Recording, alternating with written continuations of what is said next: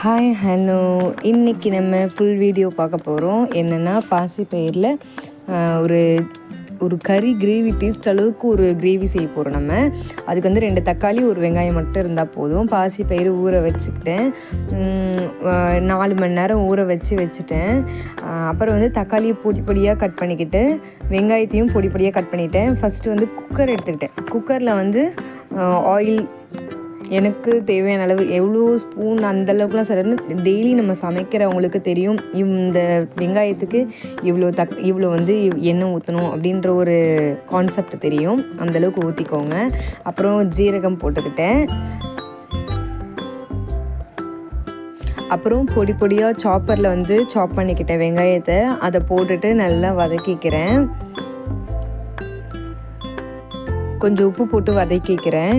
அப்புறம் இஞ்சி பூண்டு பேஸ்ட் 1/2 ஸ்பூன் மாதிரி போட்டுக்கிறேன். போட்டு நல்லா மறுபடியும் பெரட்டி கிளறிக்கிறேன். அதோடு இந்த சேனலில் மறக்காமல் சப்ஸ்கிரைப் பண்ணாதவங்க சப்ஸ்கிரைப் பண்ணிக்கோங்க. இந்த வீடியோ உங்களுக்கு ரொம்ப பிடிச்சிருந்துச்சுன்னா கண்டிப்பாக லைக் பண்ணுங்கள்.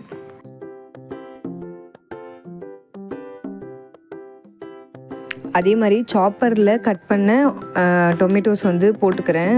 சாப்பரில் கட் பண்ணால் நல்ல நல்ல பொடி பொடியாக கட் பண்ணும். அதனால தான் சாப்பரில் கட் பண்ணிக்கிறேன். தக்காளி நல்லா வதங்கினோன்னே கரம் மசாலா 2 ஸ்பூன், மிளகாய்த்தூள் 1 ஸ்பூன், ஜீரகத்தூள் 1 ஸ்பூன் மாதிரி போட்டுக்கிறேன். நான் எங்கள் வீட்டு அளவு ஸ்பூன் அது. நான் வந்து காரத்துக்கு தேவையான மிளகாத்தூள் எடுத்துக்கிட்டேன். உங்களுக்கு தேவைன்னா இன்னும் கொஞ்சம் எக்ஸ்ட்ரா கூட போட்டுக்கலாம். உப்பும் ஃபஸ்ட்டே நம்ம லைட்டாக போட்டுக்கிறோம். அப்புறம் நெக்ஸ்ட் வந்து கம்மியாக இருந்துச்சுன்னா நீங்கள் போட்டுக்கலாம், உங்கள் சாய்ஸ் தான். உங்களுக்கு உப்பு காரத்துக்கு தேவையான அளவு போட்டுக்கோங்க. அப்புறம் மஞ்சத்தூள் 1/2 ஸ்பூன் மாதிரி போட்டு நல்லா வதங்கிக்கிறேன். தக்காளி வந்து நல்லா வதங்கணும், அதனால் மூடி போட்டு சிம்மில் வச்சு வதக்குங்க. ஏன்னா எண்ணெய் பிரிஞ்சு வர அளவுக்கு வதங்கினா தான் ஒரு கறி தொக்கு டேஸ்ட் கொடுக்கும். அதனால் வந்து நான் நல்லா அதே மாதிரி வதக்கிறேன். பாருங்கள், எண்ணெய் நல்லா பிரிஞ்சு வர்றது நல்லா தெரியுது. அப்புறம் வந்து பாசிப்பயிறு ஊற வச்சிருந்தாலும் அதை வாஷ் பண்ணிவிட்டு 1 கப் பாசிப்பயிறுனா ஒரு 3 கப் அளவுக்கு தண்ணி ஊற்றிக்கோங்க. அந்த அளவே கரெக்டாக தான் இருக்கும். அப்புறம் குக்கர் மூடி போட்டுட்டு விசில் போட்டுருங்க.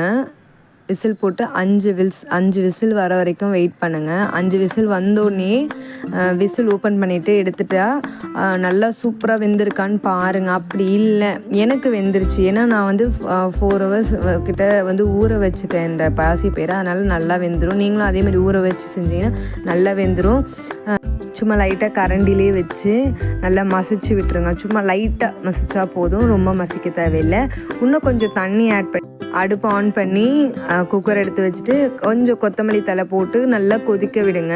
கொதிக்க விட்டு இன்னும் வந்து கிரேவி பதத்துக்கு வரும். அப்போ தான் இந்த ரெசிபி வந்து கண்டிப்பாக நீங்கள் ட்ரை பண்ணி பாருங்கள். இது ஒரு கறி தொக்கு டேஸ்ட்டில் கண்டிப்பாக இருக்கும்.